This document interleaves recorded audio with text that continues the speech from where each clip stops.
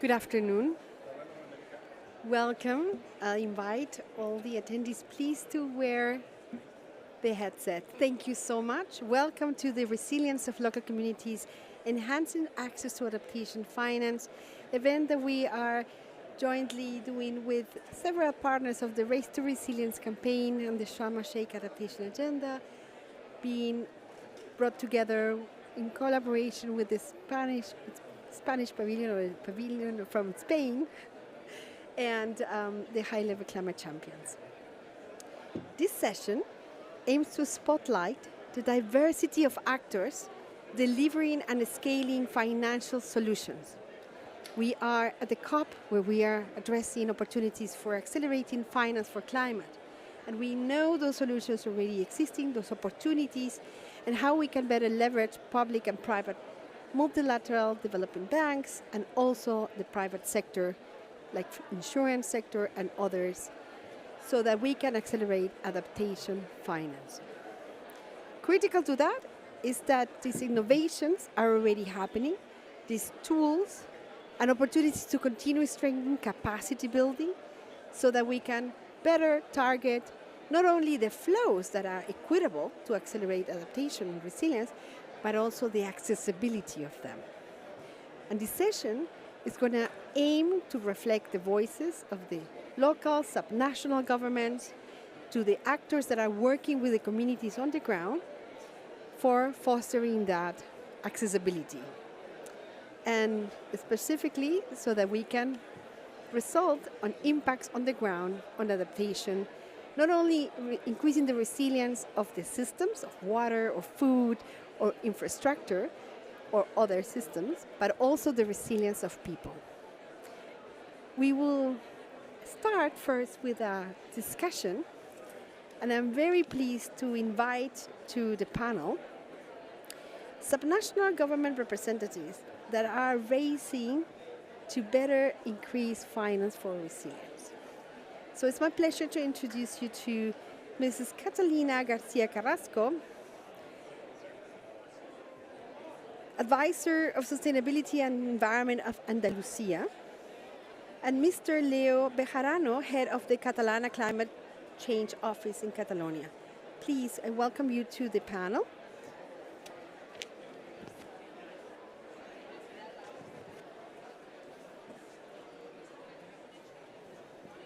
Welcome. And it's a pleasure to meet you and to be in this opportunity together. Let me start with a question to Leo first. 1 second.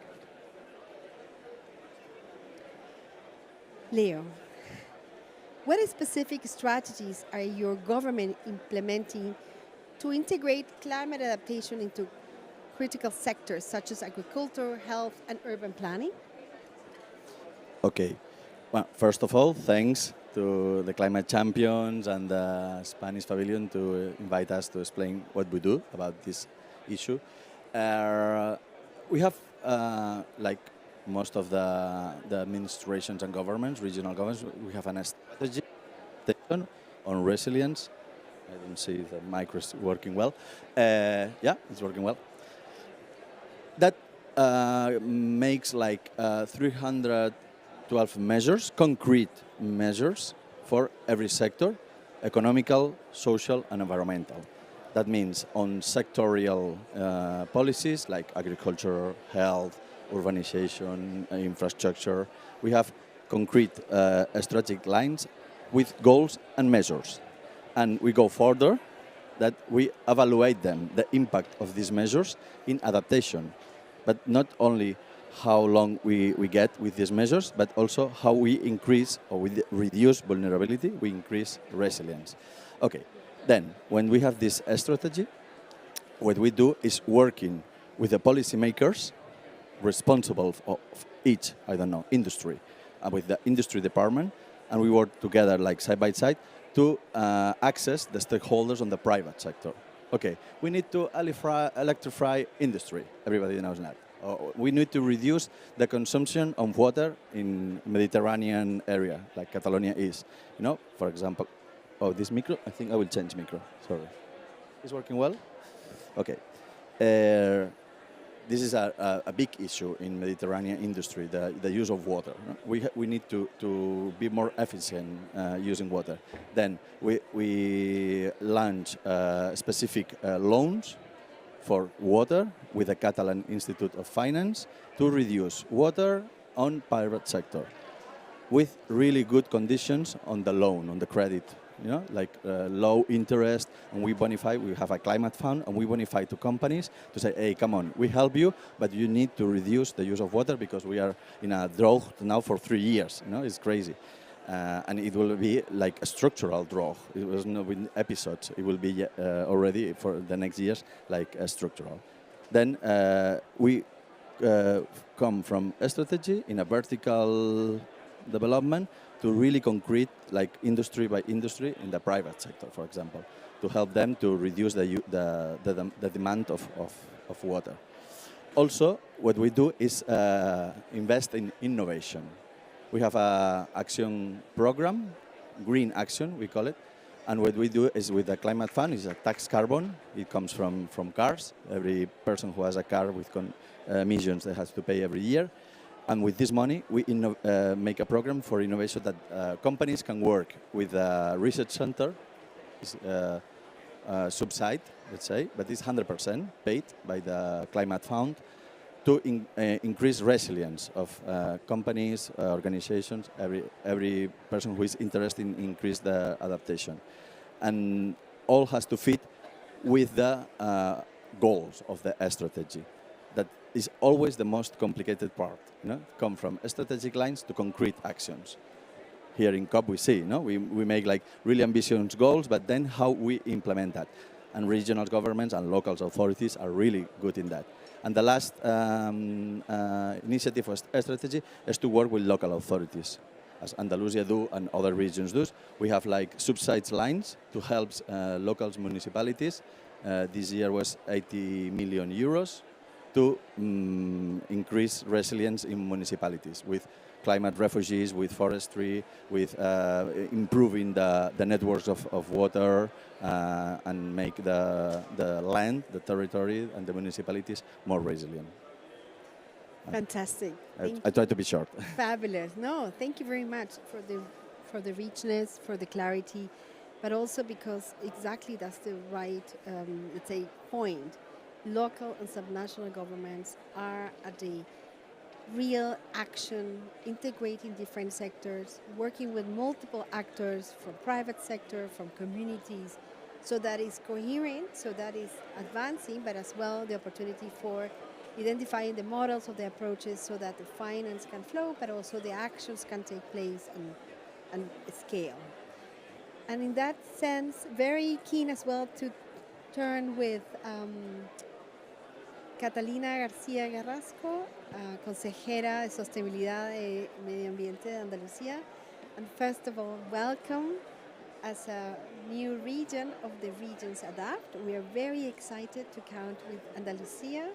And as well, the first question is, I'm going to do a mixed Spanish and English. La primera pregunta es, ¿cuál es la oportunidad de ser una región como parte de la coalición Regions Adapt? ¿Y qué acciones está tomando Andalucía para implementar acciones de resiliencia, ¿no?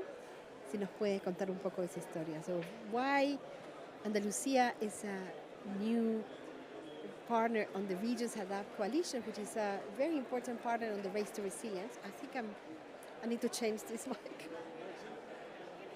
Really? Oh, I hear it not good.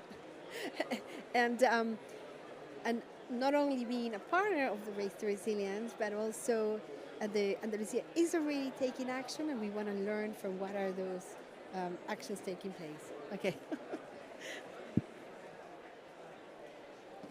Bien, buenas tardes. Gracias. Agradecer la invitación y poder compartir panel con mi compañero de Cataluña, con Leo. Y bueno, decir que Andalucía es una región muy vulnerable en el sur de Europa. Tenemos dos ejemplos muy claros de últimas fechas. La dana que ha sufrido Valencia muy desgraciada por las víctimas y la que sufrió hace 3 días Málaga. Esto nos hace una reflexión importante. El Gobierno de Andalucía desde el año 19 ya viene trabajando en la adaptación de nuestra región para ese cambio climático que ya es una realidad. Y nos tenemos que hacer resilientes y adaptarnos a él. Ayudar a nuestro... I need to give everyone a little bit of a mini summary. Of course, Andalusia is advancing on their measures to respond to the impacts of climate change, not only because of the context that we have recently experienced, for example, the case of the Dana in Valencia, but also because since 2019, it has already framed how to tackle and how to approach opportunities to enhance actions for adaptation and increase resilience. Trabajamos con un plan de acción por el clima en Andalucía desde el año 2019 con más de 200 actuaciones y una inversión de más de 2.600 millones de euros precisamente para trabajar en nuestros grandes déficits, por ejemplo, el agua.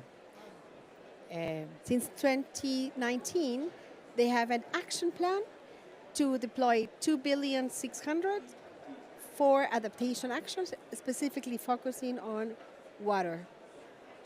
Utilizamos aguas regeneradas, técnica de desalación, porque es uno de nuestros graves problemas, y ayudamos también a los municipios con ayudas directas e indirectas para esa adaptación, con más de 3 millones de euros para esa resiliencia, o medidas indirectas con el apoyo al transporte verde, con la ampliación de metro, ampliación de tranvías, que permita a las ciudades esa mayor resiliencia, con esa evitar la emisión.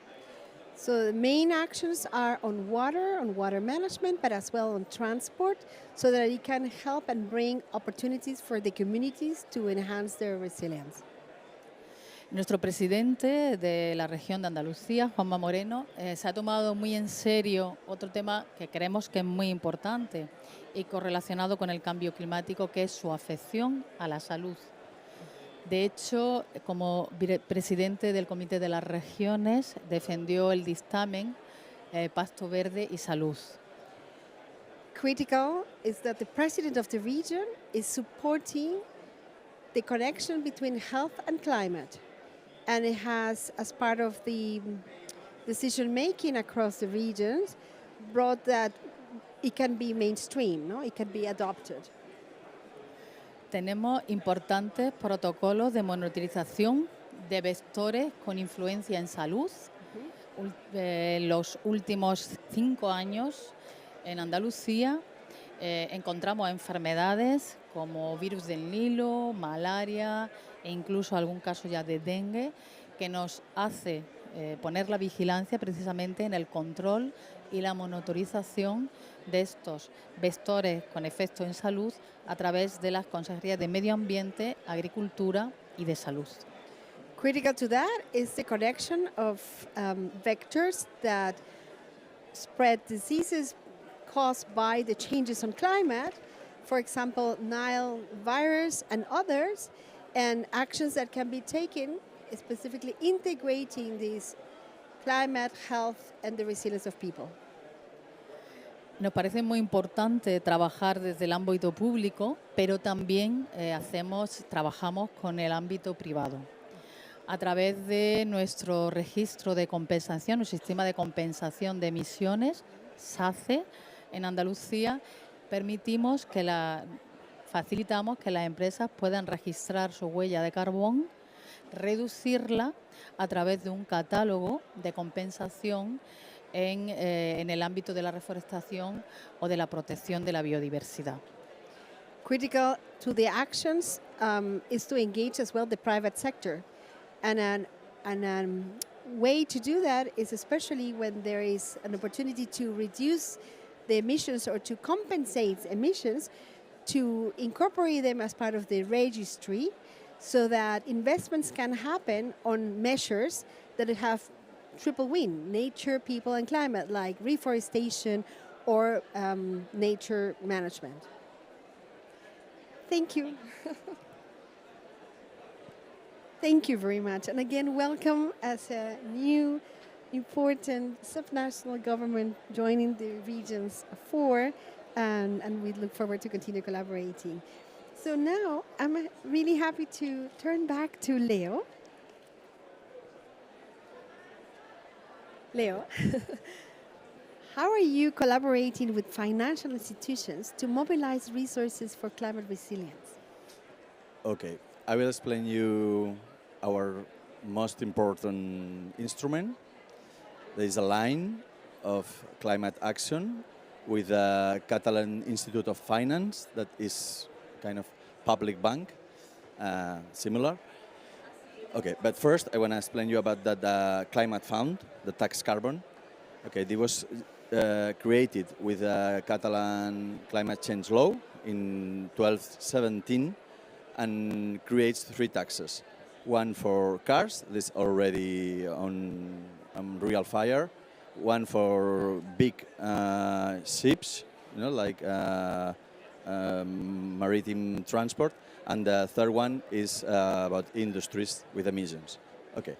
What we do is we collect some money, but this money is finalist. Has to be invest on mitigation or adaptation, increase resilience.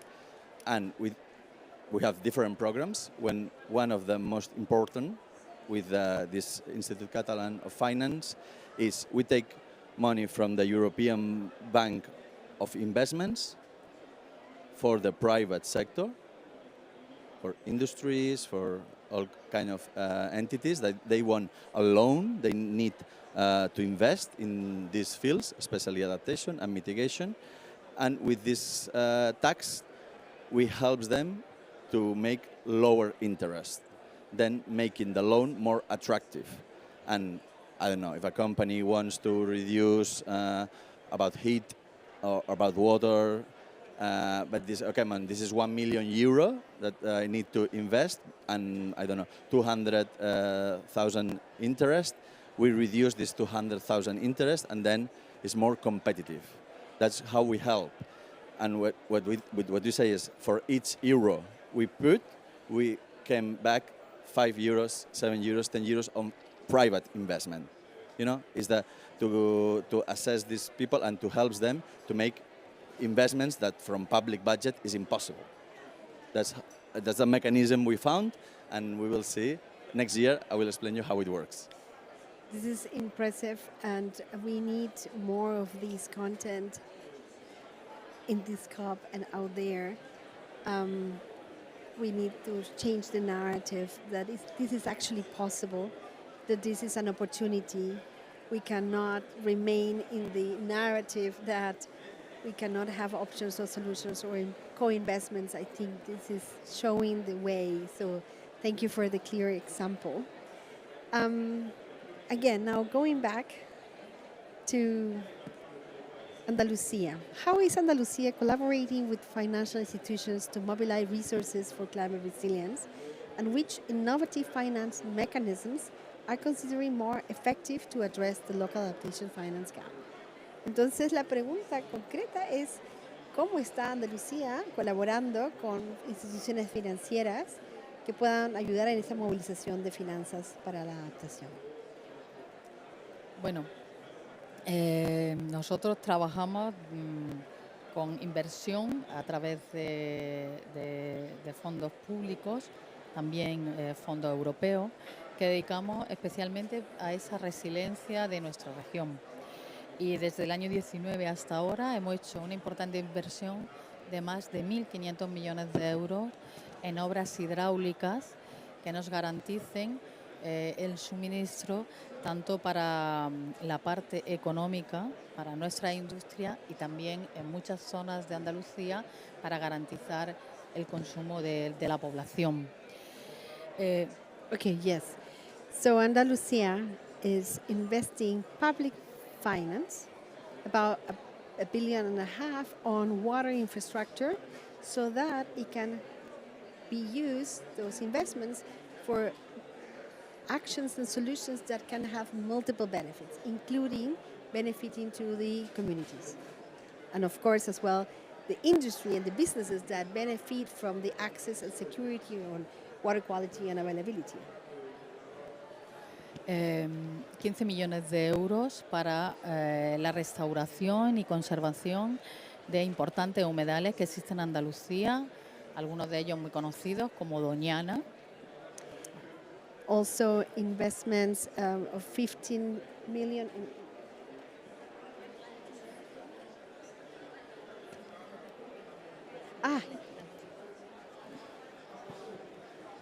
thank you. 15 million in restoration of watersheds, in management and restorations of watersheds, yes. Una inversión de más de 200 millones de euros para la adaptación de la masa forestal de Andalucía. En Andalucía, la mitad de la superficie del territorio es masa forestal y era muy importante conseguir la adaptación de esa masa forestal para la prevención de incendios y además como importante sumidero de CO2. And critical solutions as well to manage forest areas and restore ecosystems that are important for capturing carbon. Y importantes inversiones directas, como he dicho antes, para la administración local, para su adaptación al cambio climático y para la resiliencia, que creemos que es importante. And as well, solutions that are going to be invested at the local level that are critical for the communities that can have access to a more resilient condition. Thank you so much. And now, finally, happy to turn to our last question to Leo. Can you share examples of successful partnerships between government and community stakeholders that have led to the development of solutions of climate adaptation? Okay. Yeah, we have several, but I will explain you about the one we are more proud. One of the ones we like the most is our carbon market. We have a carbon market, and you will ask, carbon market is about absorption, is about sink, what is about resilience. Okay, according to the proposal of reglement of the European Union, we create a carbon market, is forestry carbon market, absorption, carbon sink, CO2, but we introduce biodiversity, like Andalusia, wildfire prevention, and also blue water, creating water because we are Mediterranean, we are really dry area, on creating water coming from rain with forest management. But what we do is we do agreements between the forest property that is private, mainly in Catalonia. The forests are private; they are not. We have not really much public forest, and the private companies that they need to compensate. You know, now the directives in Europe is like on the non-finance reporting, they have to describe where they compensate their emissions. Similar also to Andalusia. And what we do is only do the verification, certification, and methodology guarantees. The agreement is between privates, from forest owner private field to companies that are also private. And we create this, we call it climate credit system, not carbon market, because it's not only carbon, it's also about biodiversity, increase biodiversity, and make more resilient the forest, fire prevention, and other side effects values on water, on the water cycle. Then it's like we make absorptions, but increase in resilience with private money, because if we had to invest only public money, we are a forestry country, 70% of the surface of Catalonia is forest, and we will never end. You know, there is not enough public money in the world to invest in this resilience. That's why, and it's a win-win project, because companies, they can count absorptions, you know, to compensate their emissions, and the proper gets an extra income from this forest management of his property.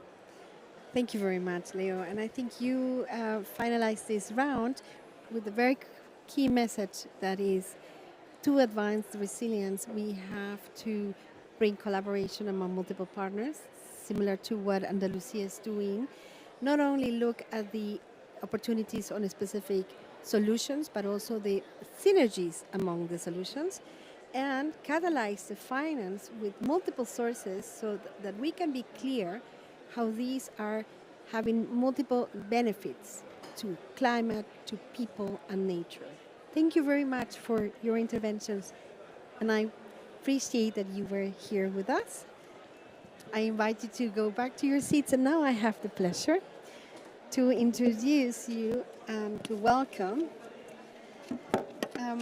Dr. Mahmoud Mohildin, UN Special Envoy for Financing the SDGs and Race to Resilience Global Ambassador, who's going to give us remarks to also inspire us how we can accelerate solutions at the local level and financing for benefit people and planet.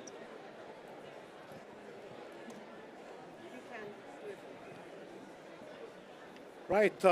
Thank you so much. A great pleasure to have this opportunity to speak to you from the pavilion of Spain, because while we are recognizing the great contribution of Azerbaijan and the great hospitality, my eye and focus are very much at the same time on Spain and the hosting of the Finance for Development Conference in Seville in June next year.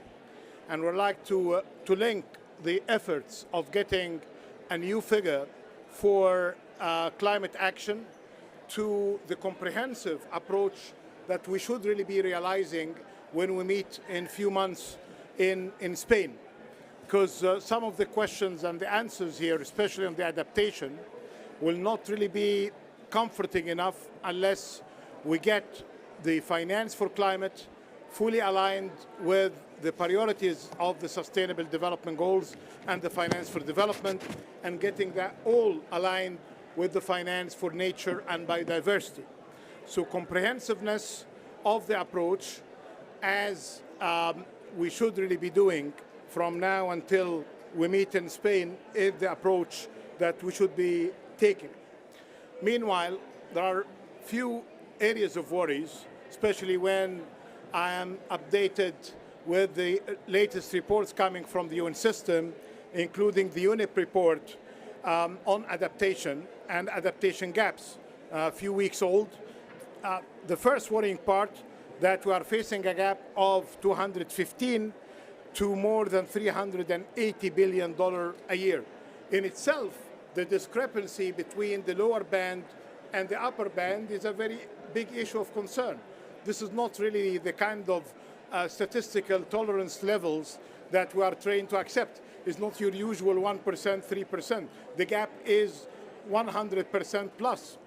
And this is basically the kind of estimate that we should be living with in the absence of the recommendation that came from the previous panel, that we should be granular enough, localizing our efforts, and we come with a kind of a bottom-up approach from the gaps at the local level, from rural areas to urban areas, and then getting that up to national level and then to the global level. We don't have that.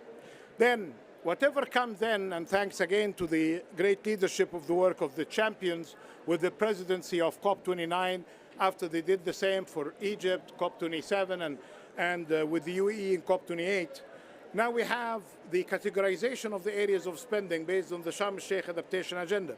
Gaps of finance, 55 billion in infrastructure, another 55 billion for coastal zones, another 55 roughly for river floods and river management. And we have seen, including our brothers and sisters in Spain, and how they suffered despite the fact that they are an OECD country with better preparations and better alignments between the local authorities and the national authorities, but given the threats that they have been exposed to during the last few weeks, we see even one European advanced OECD country how much the people are struggling with that. Just imagine the same with the same kind of suffering goes to countries with less resources, with less capacity. Then, yes, we need to invest in early warning system. This is one of the initiatives supported by the Secretary General of the UN, but it has a gap, another gap of $16 billion of investment required. Then agriculture, health systems and fisheries, each one of them with gaps of 5 to 15 billion. And these are basically the most conservative figures as they come. So what I would like to see here, better updates, better investments in the data system. I was yesterday with my good colleague working on the sustainable development data supported by the partnership between the UN Foundation and many of the philanthropies, Claire Melamed, and please check her work along as well with good work that comes from the research networks of SDSN. We lack data, we lack information, and we need to invest in that. The other thing on adaptation, unnecessary generous assumptions on the role of the private sector need really to be rationalized. Of course, we need to do better in mitigation to minimize the need for more adaptation. We need the budgets of the state to crowd out less the private sector. Actually, we need them to crowd in the private sector. Then we have the issue when it comes to incentivizing the private sector, because last time when I was at the Global Center for Adaptation 2 years ago, the figure of the private sector in adaptation was around 2.5%. And they said, well, it may not really go south. Actually, we're surprised. It's still at the same level and going south, because total finance for climate is growing, but the private sector is not catching up in terms of that bigger pie. So I would say here there are two solutions, because you are asking for innovation. I've seen some good work, including in Egypt in its platform, bringing the energy to water management and food system. Water and food belong to adaptation, energy comes to mitigation. Better bundling with better incentives can really solve at the project level this kind of work, and we need to scale up that further. This is one area of work. The second one, and this is not just by playing with taxonomies, I think we need to revisit some of the great efforts undertaken by the multilateral development banks and to check exactly how much is growing and going to agriculture and food systems. Perhaps we can really see the leveraging exercise of the private sector. That perhaps through you and your excellent team, you can consider that going forward. And the very, very last thing, it's basically about considering matters more of a systems approach. And we have seen that this kind of siloed approach between the adaptation folks, between the mitigation ones, and all of them not talking to the development finance, and all of them not sharing notes with the biodiversity and nature, didn't really get us the main comparative advantage of working with silos, which is basically going deeper with specialization. Congratulations if they did that. But at the same point, and here it's a welcome from those who are working hard in the UN system to prepare us for Spain, and I commend as well the presidency of Spain for getting some of the great minds to advise the presidency, including Professor Ocampo, who worked at the UN for many years, professor at Colombia. He was between the two Colombias, the university, and he was a minister as well in Colombia. So he brings a great deal of information and knowledge and practice. So I think here we need really to be based more on data, more in knowledge, and more in partnership across the different players, public-private philanthropies, and indeed what we can do better with the data systems. Thank you so much, and I support your work from the very beginning, but we need more going forward. Thank you so much. Thank you very much, Dr. Mahmoud. With that very clear opportunity on the table that we can en masse accelerate action, and especially on those synergies, I think that's at least very important. We are hearing that more and more. Cannot work on silos. We cannot not connect with all the stakeholders that can contribute, but especially we can and we must connect climate mitigation adaptation for climate resilient development. And I'm very happy to invite a second panel, which we're going to be discussing on innovative financial mechanisms to accelerate adaptation action. I'm happy to invite Jenny Delcer, BFA Global and C4 Alliance, Luca Tori from Gawa Capital, and Christoph Jungfleisch, CEO of Japo Solutions and Scale for Resilience. I forgot to introduce myself, I just realized. My name is Marce Toledo, and I'm Director for Adaptation, Resilience and the High-Level Climate Champions. And I'm very excited to be here today, especially because our role as high-level champions and supporting the UN high-level champions is to bridge the non-state actors with the governments in how can we accelerate climate, especially in the case that I'm working on, specifically how we can accelerate adaptation and resilience and foster that synergies, accelerate the actions, and bring to the table the leaders that are already doing that. So we're gonna, we have to, I've been told, organize a little bit our time management. So I will be very thankful if you can share really short, snappy, good angles in regards of these questions. What innovative financial mechanisms have you successfully implemented to address the adaptation finance gap? And what lessons have you learned about scaling these solutions to benefit climate resilient communities? And I'd like to start with Jane. Thank you, Marcia, for having me on this panel today, and thank you to the audience. So the last 6 years, we've been working at bringing innovative climate innovation finance through early stage, working at the early stage, ensuring that we are able to mobilize private sector funding in early stage innovation so that at the bottom, at the grassroots, we're able to bring the kind of products and solutions that are needed by vulnerable communities.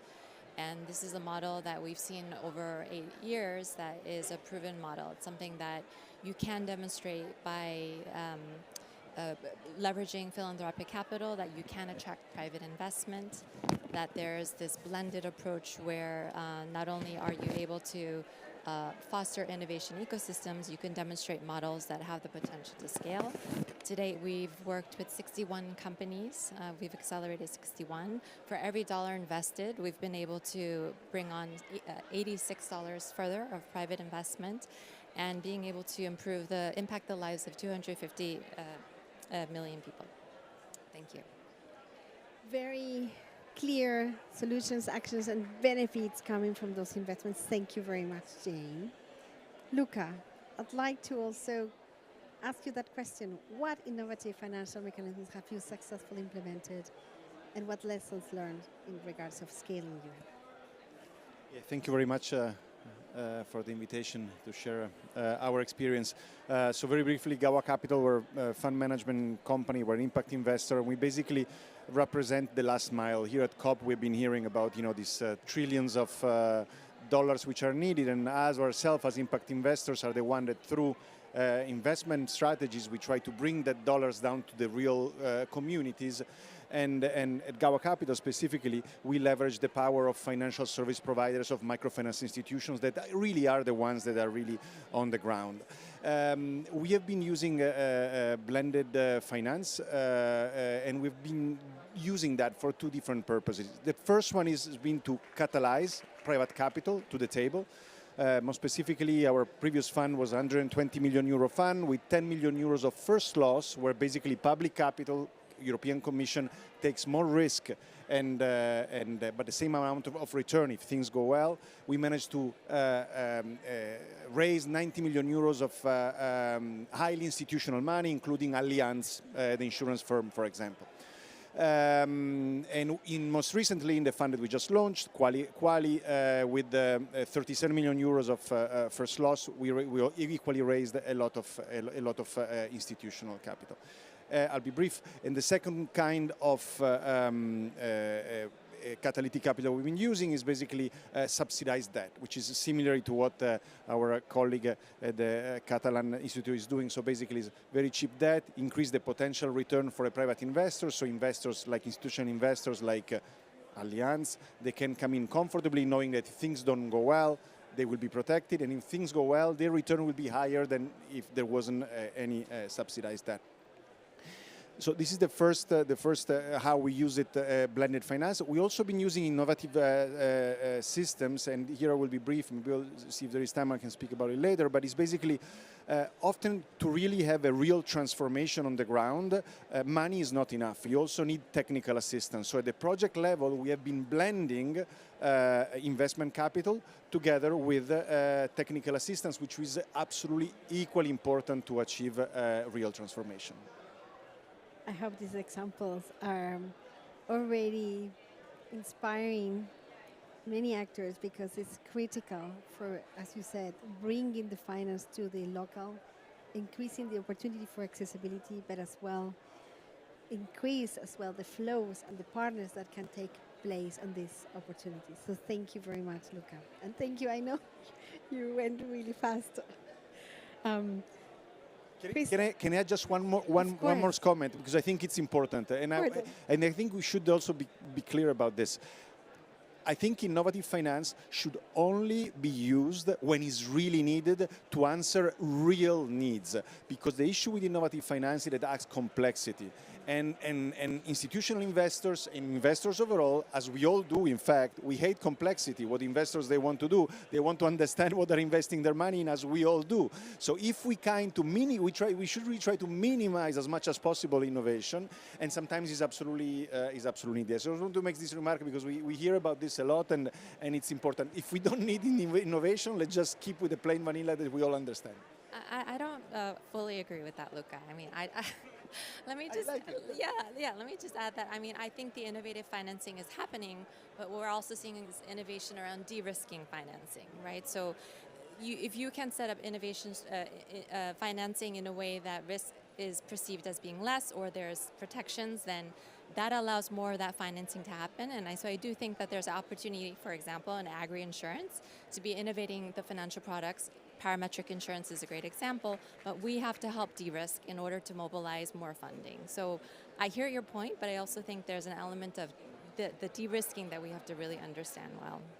I appreciated that you jump in with that suggestion, and especially the opportunities of how we can mainstream in a way that all actors can mobilize finance without going in a journey for a burden that is impossible or not necessarily successful. So we find that leverage opportunity and incentives as well. Happy to then pass the word to Christoph on your innovative financial mechanisms that are successfully implementing and opportunities on resilience at the local level. No, thank you, Marcia, and thank you, Jane and Luca. No, I think we are a counterpart at Yapo Solutions, so Scale for Resilience we have founded together with Gava Capital, so I will not be focusing so much on this, but rather focusing on we can have the best financial mechanisms, be it plain vanilla, be it innovative, but if we are not able to operationalize these, and if we are not able to track and map the data that are resulting from these transactions, we don't have the learning. So adaptation is a process, it's not a project, and it's a learning process. What we need is understanding what is working, what is not working at community level, at the level of the households, of the small businesses, of smallholder farmers. And to that end, this is what we are doing at Yapo Solutions. We provide a digital platform so that you can measure automatically the climate risk in a given location, the climate sensitivity according to the asset class or the asset as such, or the economic activity, and the adaptive capacity by scoring different adaptation solutions which are either in place or not in place. And then obviously investing into specific adaptation solutions to increase adaptive capacity. And just an innovative application for this is we have helped to emit one of the first resilience and adaptation bonds by Banco Solidario in Ecuador for 2,000 farmers investing in 18 different climate solutions, adaptation solutions.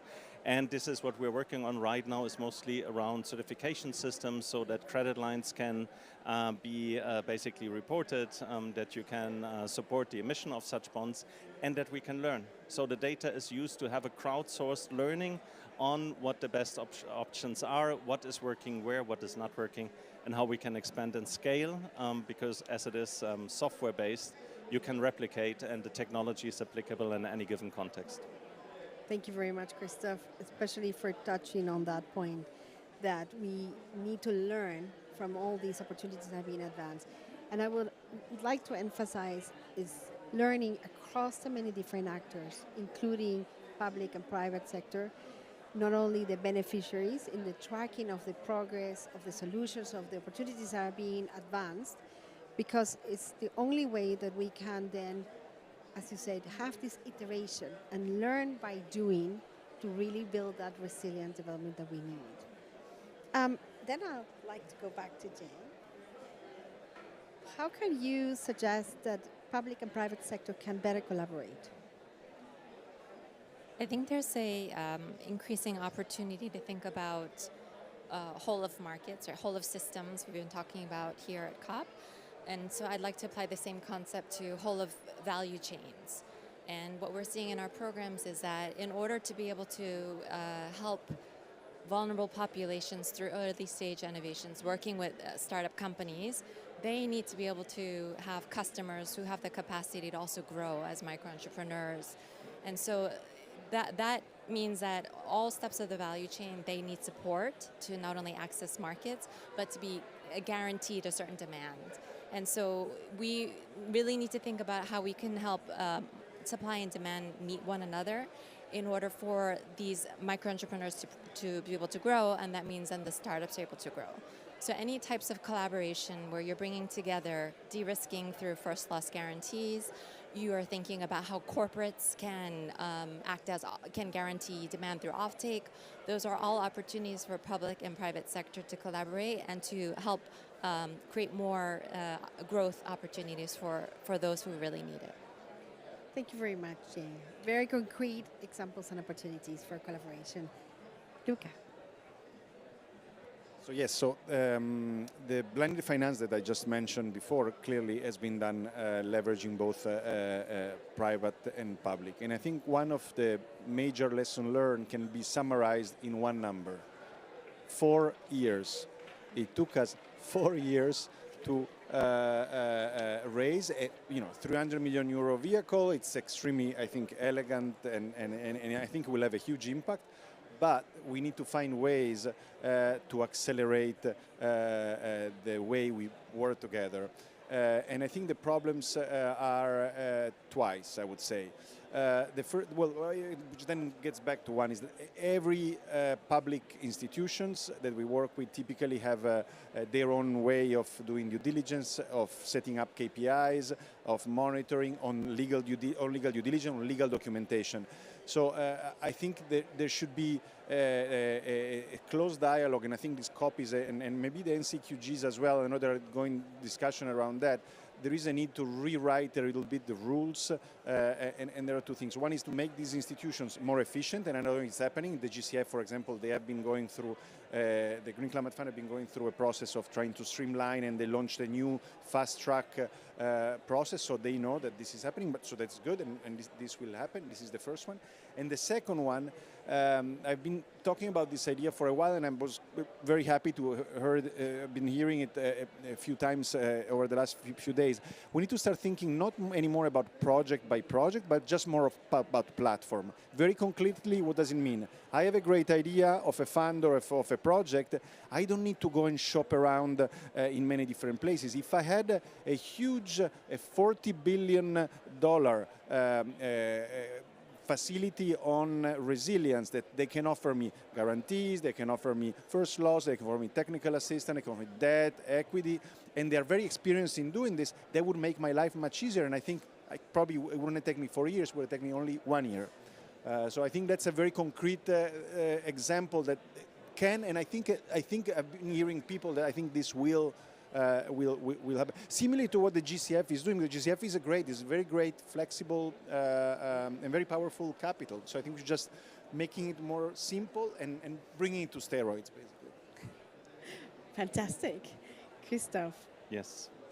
Let me take up what Jane said about demand and supply, and let me also take up how to accelerate let's say the deployment, the raising and deployment of capital. So first of all, I think we are still treating adaptation and resilience often as a top-down approach, and we need a bottom-up, crowdsourced, community-sourced, community-led approach to adaptation, and we need to have clear that we need to work on enabling environments. Meaning, this is where I think there's one area where public and private actors can play together to build this enabling environment. Building a data environment where I can understand what is needed in a given community, what is needed in a given region, in order to understand what I might be offering as a solution provider, as a financial service provider, etc.